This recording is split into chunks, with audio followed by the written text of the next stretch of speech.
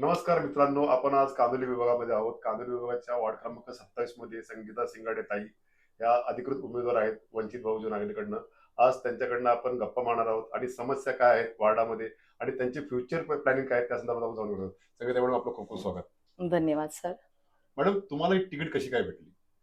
मला तिकीट मी कार्यकर्ता म्हणून 15 वर्ष इथे आपल्या नरसीपाडा विभागामध्ये कार्यरत आहे.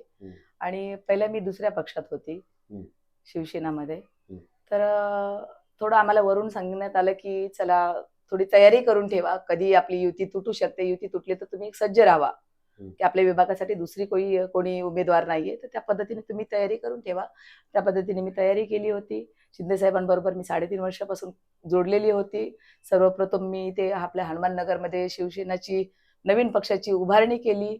माझे सहकारी एक चंद्रकांत कलुबर्मी साहेब होते, शाखा प्रमुख, आणि आम्ही मिळून सगळ्यांनी 70 ते 80 लोकांची टीम बनवली.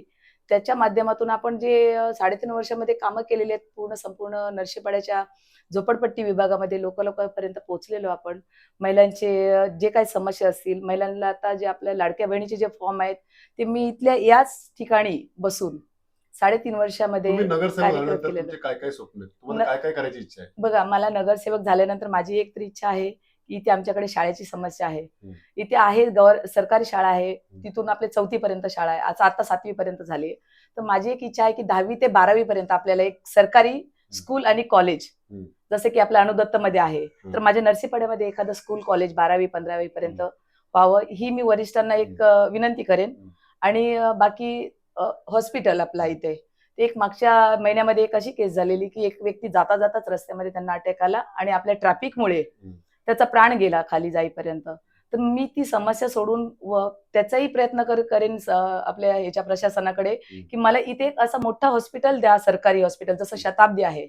तर ते शताब्दीपर्यंत पोहोचता पोहोचता लोकांचा जीव जातो, मध्येच आज अटॅक आला तर अर्ध्या तासामध्ये व्यक्तीचा काही भरोसा नसतो.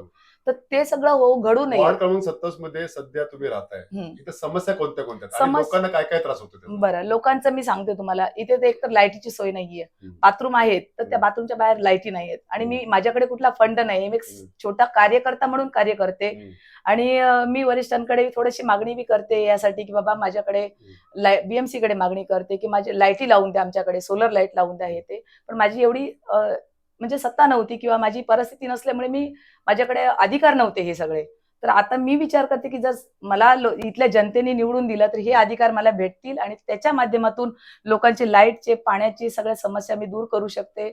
आणि आजपर्यंत मी करतही आलेली आहे. प्रत्येक ठिकाणी ते रस्त्याची आज जी कामं बघताय ती मागच्या 6 महिन्यामध्ये फॉलोअप घेऊन आम्ही बीएमसी कडून सगळी कामं, आज 40 ठिकाणची रस्त्याची कामं. त्या वॉर्डमध्ये मोठ्या प्रमाणात घरकाम करणाऱ्या महिला, हो, त्यांच्याबद्दल तुमचं काय त्या plan आहे? घरेलू महिलांचे बी आम्ही कमीत कमी 4,000च्या आसपास फॉर्म भरलेले आहेत ते, आणि त्यांनाही पेन्शन चालू करायची आमची एक ही आहे. आणि एक अशी आपली युनियन बनवायची इच्छा आहे की प्रत्येक महिलेला कामासाठी कुठेही वंचित नाही राहायला पाहिजे. आणि आज मागच्या एक 6 एक वर्षापासून जे घरेलू महिलांचे फॉर्म भरून घेतले त्याच्यावरती फॉलोअप केला जाईल, आणि घरेलू महिलांच्याही समस्या सोडवल्या जातील, जेणेकरून त्यांना रोजगार मिळेल आणि त्या महिला सक्षम होतील स्वतःच्या याच्यावरती. आज बचत गट मी 60 बचत गट बनवले तिथे, 600 महिलांची टीम केलेली आहे. त्या 600 महिलांच्यासाठी मी आमच्या म्हणजे पहिल्या बीएमसीच्या माध्यमातून किंवा आमच्या पहिल्या पक्षाच्या माध्यमातून मी थोडीशी कामं केलेली आहेत.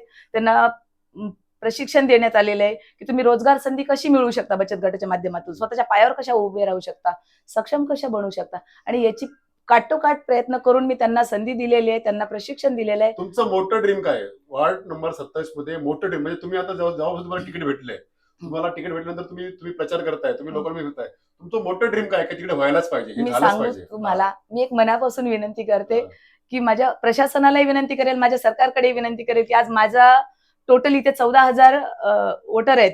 ह्या लोकांना झोपडपट्टीचा खूप त्रास होतोय.